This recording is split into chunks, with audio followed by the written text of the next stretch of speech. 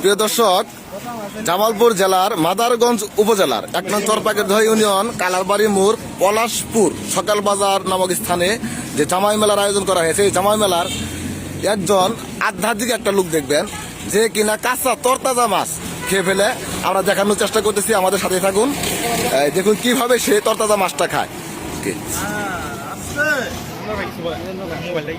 ভাই, আপনার নামটা কি? ইব্রাহিম খলিল লাল পাগল।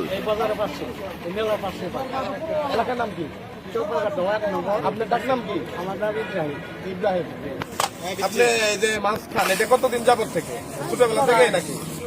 8-10 বছর হয়ে গেল। সমস্যা হয় না মাছ খাইতে? না, মাছ খাওয়ার কোনো আমরা যতটুকু জানি যে একজন স্বাভাবিক মানুষ যদি মাছ রান্না করা হয় একটু সেদ্ধ কম হলে তার পেটের সমস্যা হয়। না, আমার কোনো সমস্যা হয় না। আমি শিং মাছ পর্যন্ত খাই। শিং মাছ খাইতে আমি শিং মাছ খাই। আজ